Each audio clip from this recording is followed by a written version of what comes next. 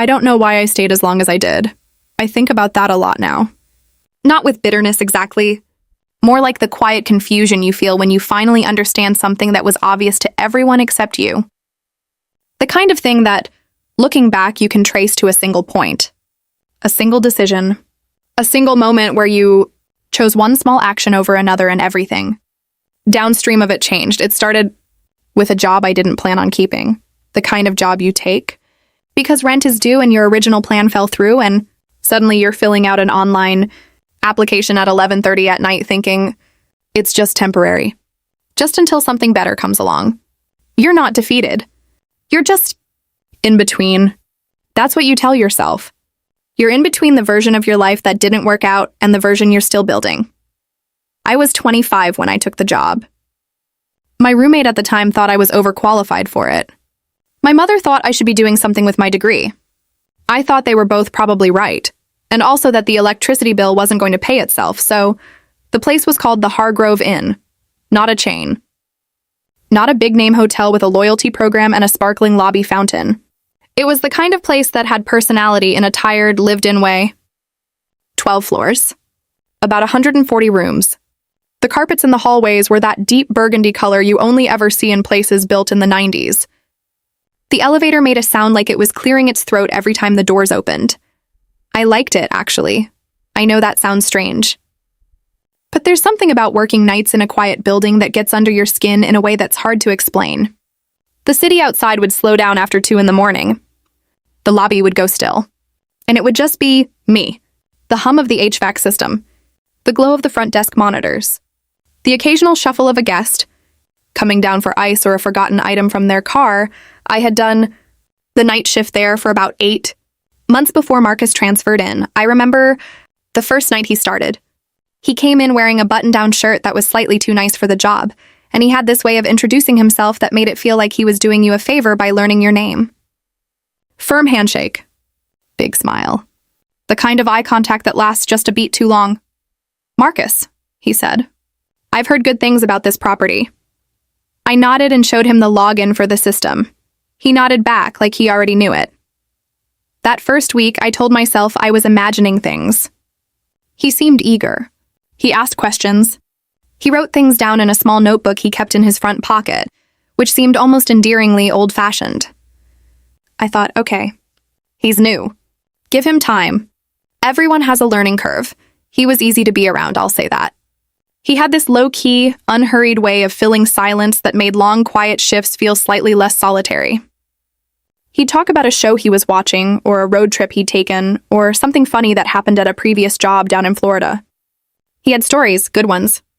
The kind that ended with a punchline that arrived exactly when you expected it, but landed anyway. I liked him, those first few weeks. I want to be honest about that, but the learning curve never really curved. What I noticed, slowly, then all at once, was that Marcus had a very specific talent. Not for the work itself. For the appearance of the work, he was always moving. That was the thing. If you glanced up from the desk, he was somewhere, doing something. Walking toward the storage room. Coming back from the parking lot entrance. Reorganizing a stack of brochures in the rack by the door. Busy, always busy. But the actual tasks? The things that needed to happen before the morning crew arrived? Those were a different story. There's a rhythm to a night shift that you either figure out or you don't. It's not complicated. There's a checklist. Run the end-of-day reports. Reconcile the room charges. Wipe down the lobby surfaces. Check the breakfast station setup. Restock the keycard drawer. Verify the lost and found log. Walk the parking lot once around 2 a.m. Pull the frozen items from the walk-in freezer that needed to thaw overnight for morning service. Normal stuff. Not glamorous, but necessary. And in the beginning, I covered for him without fully realizing I was doing it. When the coffee station hadn't been cleaned, I cleaned it. When the keycard drawer was running low and the morning manager would have noticed, I refilled it. When the lost and found log had a gap, I filled it in from the camera footage and guest notes. I wasn't doing it to be a martyr. I was doing it because the morning manager, a woman named Donna who had worked there for 11 years and remembered everything, would look at both of us if something got missed. And I didn't want to be the one who let things slip.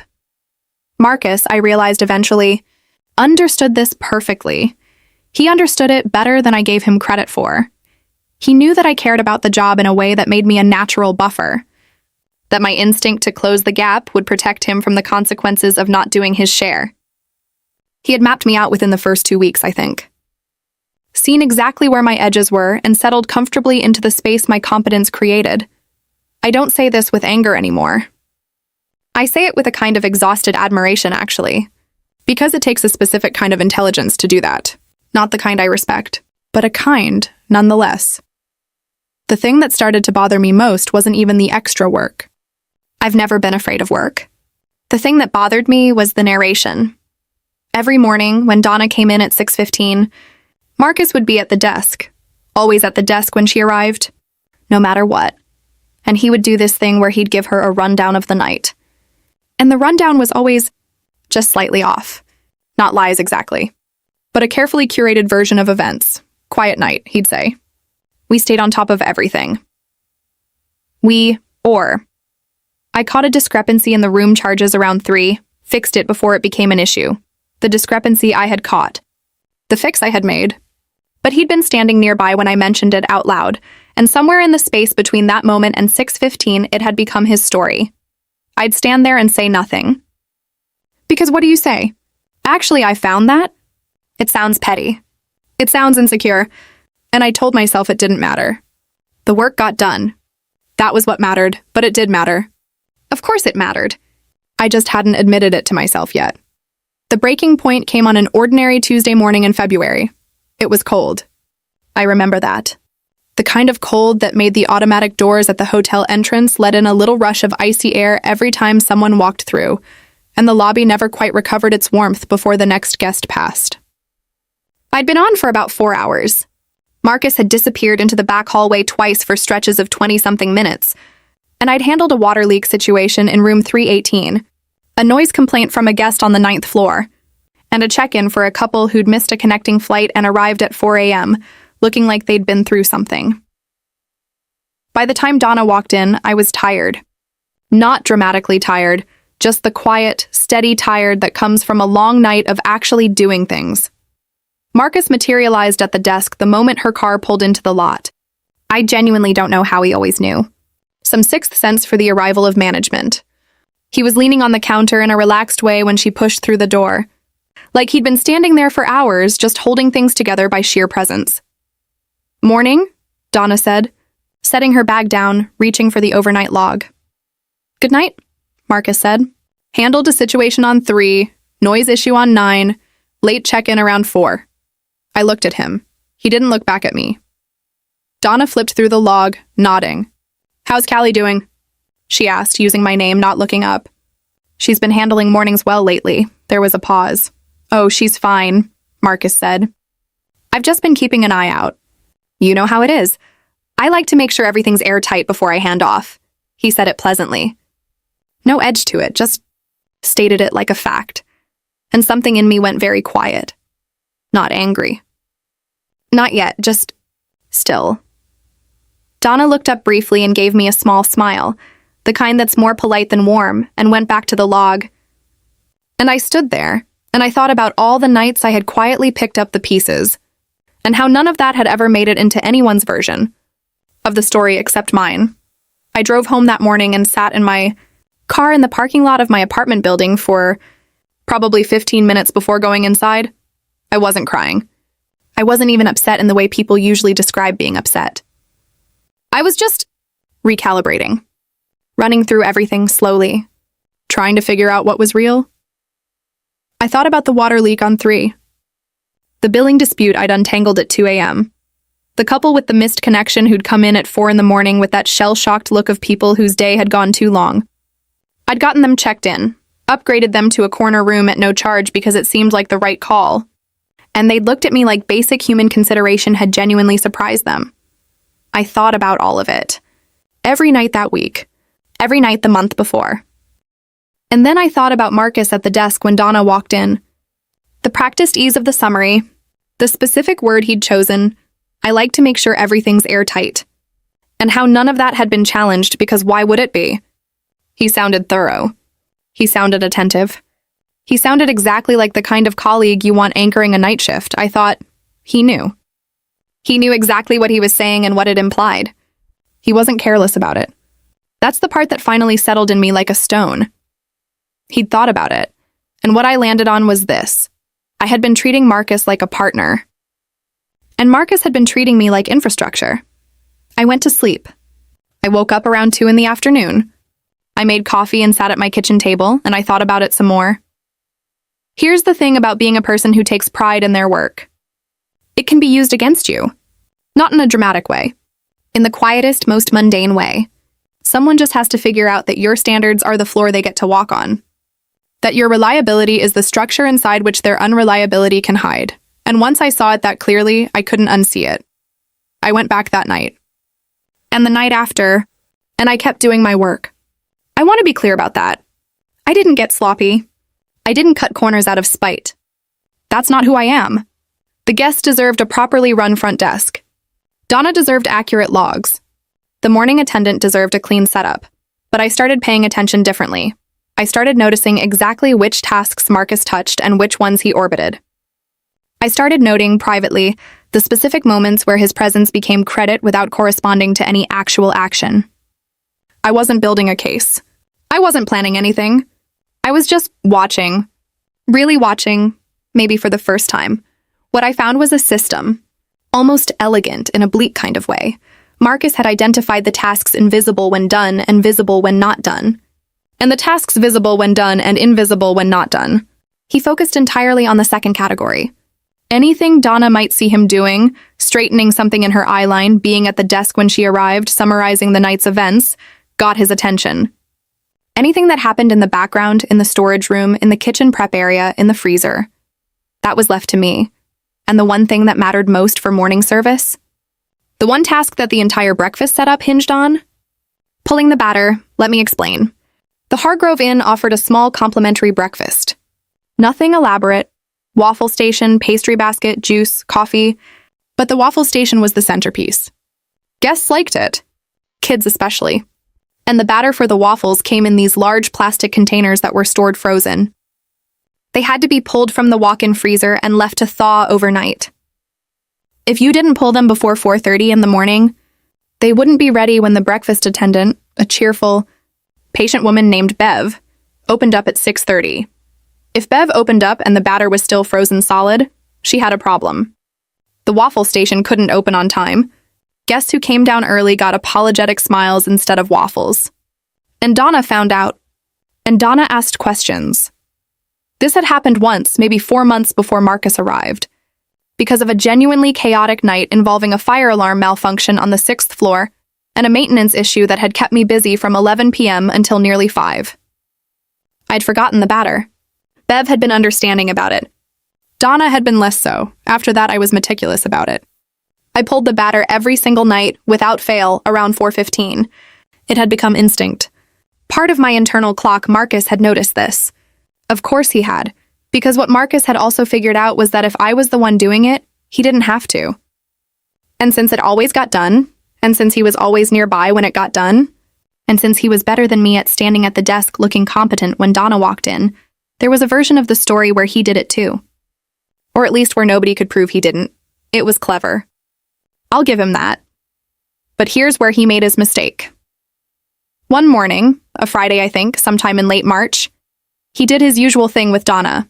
Rundown of the night, quiet, handled a few things. Kept everything moving. And then, almost as an aside, he said something that I wasn't supposed to hear but did. Because I was right there behind him restocking something on the back counter and he hadn't noticed. He said, "Honestly, I've been doubling up a lot of the closing tasks. Callie sometimes rushes the back of house stuff, so I've been making sure to verify behind her." I stopped moving. I didn't turn around. I heard Donna say, "Oh?" in a neutral tone. And I heard Marcus say, "Yeah, nothing major. I just like to be thorough." I finished what I was doing. I clocked out. I drove home and I made a decision, not a loud decision. Not a dramatic one. Just a quiet, precise, surgical one. I was going to stop reminding him, that's all. That was the whole plan. No confrontation. No complaint to management. No passive aggression. No letting my own work slide. I was simply going to stop being the system that his performance ran on. Because here's what Marcus hadn't accounted for. In positioning himself as the one who double-checked behind me, he had made himself responsible. Not to me. To Donna. He had created an expectation, a record, a narrative in which he was the careful one, the detail-oriented one, the one who caught the things I missed, which meant that when something got missed, it was going to be very hard to point at me. I went back to work the next night and I did everything on my list, exactly as I always had. I cleaned the coffee station. I reconciled the charges. I handled a guest issue around 2 a.m. that involved a billing dispute I resolved without waking up the manager on call, which I was proud of. I walked the lot at 2:15. I verified the lost and found log, and at 4:15 I walked past the kitchen door and I did not go in and I did not pull the batter. I felt something as I passed that door. Not guilt exactly. More like the specific tension you feel when you're doing something that looks like nothing but is actually everything. I went back to the desk. I finished the night. I was at the desk when Donna arrived. Marcus was also there. Of course he was. He did his rundown. Nothing happened that morning because Bev had a backup she could use apparently for emergencies. She mentioned it quietly to me in passing and I thanked her, and nothing was said. I told myself, okay. That was day 1, and I kept going. Night 2, same thing. My list, my work. No batter. Marcus walked through the kitchen at some point, I knew, because he'd developed a habit of passing through on his way to the storage room. But the walkthrough wasn't the work, and the work didn't get done. Night 3. Night 3 is the one I think about. It was a Saturday. Busier than usual. We'd had a sports team staying on the 4th and 5th floors, a high school lacrosse group, and the checkout rush on Sunday morning was going to be significant. There was already a full lobby turnaround anticipated. Donna had mentioned it during a brief overlap the previous Friday. She wanted everything clean and tight. Marcus was in good spirits that night. There was a family in the lobby around midnight with 2 young kids who'd driven in from somewhere and just needed someone to be friendly to them, and Marcus was good at that, genuinely. He charmed the kids. He made the parents laugh.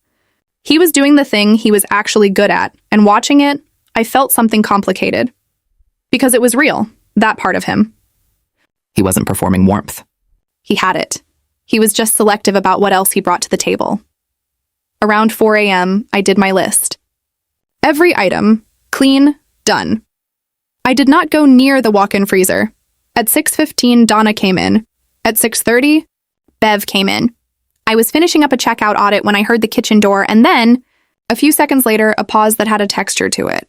The kind of pause that isn't just someone stopping to think. The kind of pause that means something is wrong. I kept my eyes on my screen. A minute later, Bev came to the desk window, the little pass-through between the kitchen prep area and the lobby, and said, quietly, "The batter's still frozen." I looked up. "Oh no," I said, and I meant it. I did feel bad for Bev. She hadn't done anything wrong. "I'll let Donna know," I said. "I'm sorry, I'm not sure what happened." Donna appeared in the kitchen doorway 30 seconds later. She had that look she got when something preventable had happened. Not fury, something colder than fury. A kind of focused, assessing stillness. "Who pulled the batter last night?" she asked. Marcus was at the desk. Of course he was. There was a beat, and Marcus said, "I thought Callie handled that." The room did something strange when he said it. It contracted slightly, like the walls leaned in a centimeter. I didn't speak yet. Donna looked at him, and she said slowly, like she was unfolding something, "I thought you said you always went back and double-checked her closing tasks." The silence after that sentence was the loudest silence I have ever stood inside. It lasted maybe 4 seconds, which in that kitchen doorway, with Bev standing to the side and the frozen batter sitting on the shelf behind Donna and the lobby starting to get its first early Sunday guest coming down in rumpled checkout clothes. 4 seconds was a very long time. Marcus opened his mouth. He closed it. I must have missed it, he said. Donna looked at him for another moment. Then she looked at me. Then she turned back to the kitchen and said, "Bev, let's figure out the backup plan." And that was that. He didn't get written up. Nothing formal happened.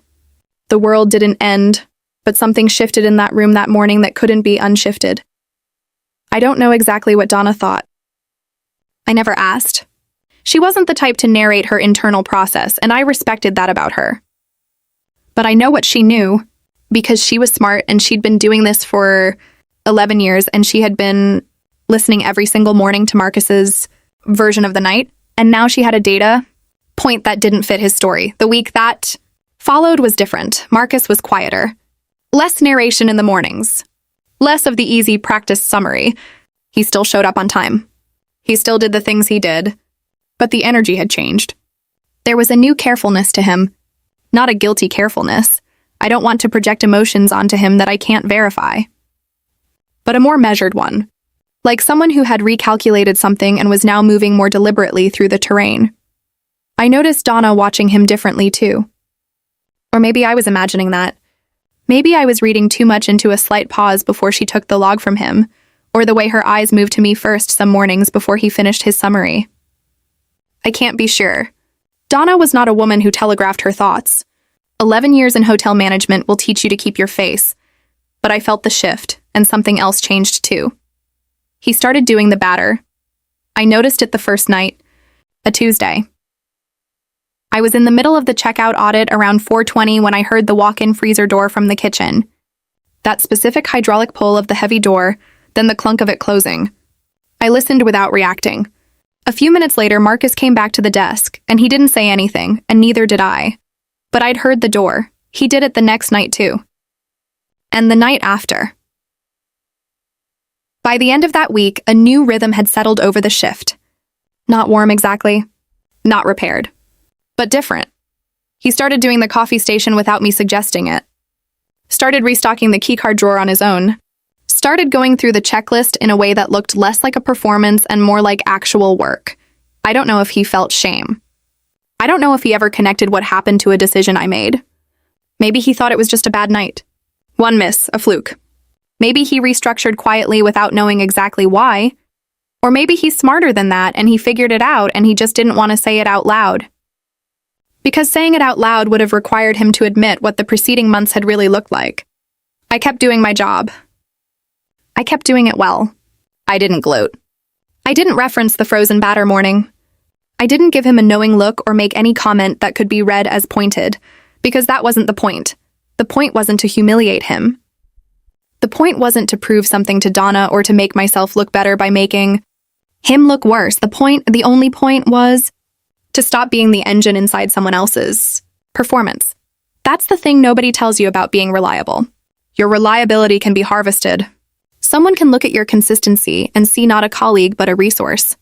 A floor, a system to run on. And the strange thing is, it's not always malicious. Sometimes people just settle into what's available. They find the path of least resistance and walk it, without asking why the path is so smooth.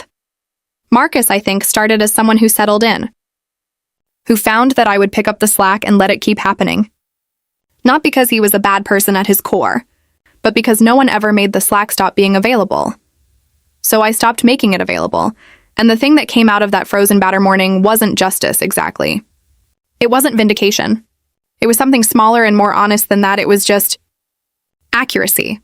The real picture of who did what, and who said what, and who had been covering for whom got just clear enough that the story Marcus had been telling stopped fitting.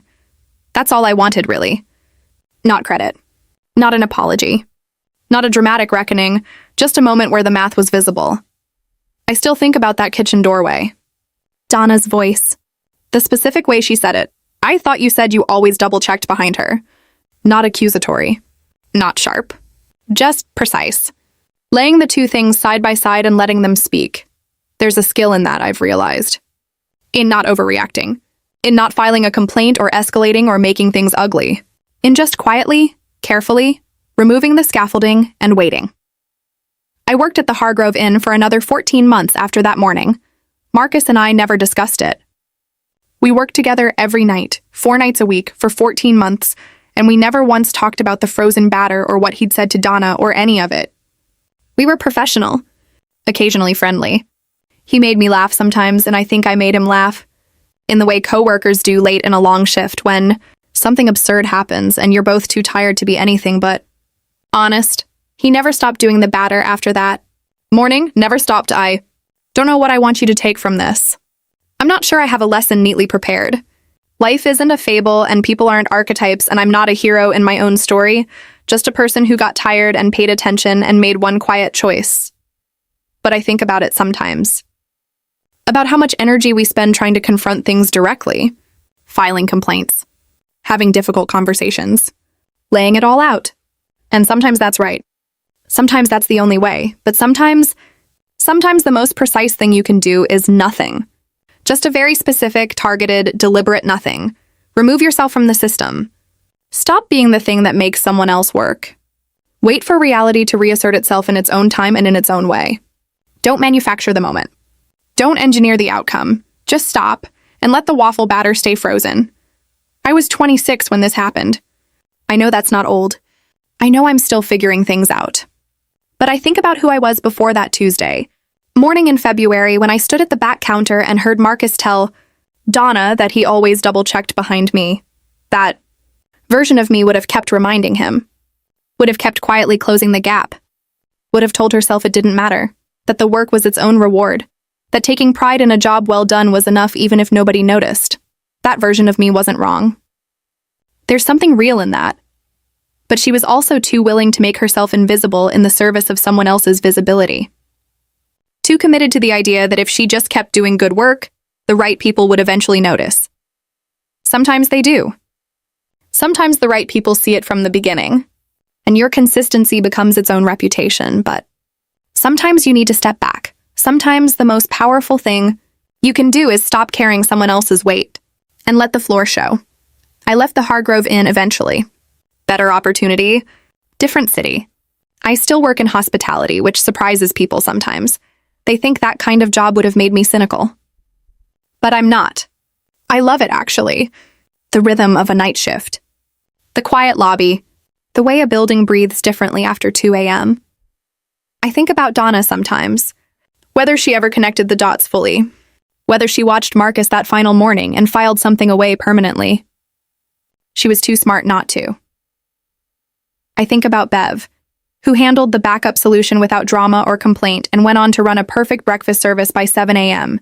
And I think about Marcus, who, for all his careful management of appearances, ended up in a moment where his own narrative was the thing that cornered him. Where the story he'd been telling became the wall he ran into. I hope he grew from it. I genuinely do. Not because I'm generous by nature, I'm not especially, but because most people do grow, given the right moment. Given the moment where the gap between what they've been saying and what's actually true becomes impossible to paper over. That moment has a way of reorganizing things, for the better, if you let it. He was still at the Hargrove when I left, still doing nights. And from what I heard through the grapevine, night shift hospitality is its own small world. He'd become a better partner to whoever came after me. Less narration. More actual work. I like to think it started with a frozen container of waffle batter on a Sunday morning in March.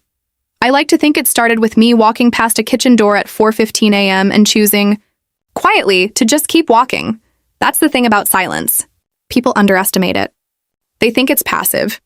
They think it means you've given up. But sometimes silence is the sharpest tool you have. Sometimes the most precise thing in the world is to stop filling in the gaps and let the gaps speak for themselves. I still do that, by the way. In every job I've had since, in every situation where I've found myself covering for someone else's insufficiency without them ever naming it or thanking me or even noticing, I stop. Quietly, without announcement, without making it a thing, I do my work. I do it well. I do it with everything I have, and I let the rest sit exactly where it belongs, in the cold, waiting to be found. Because here's what I've come to believe.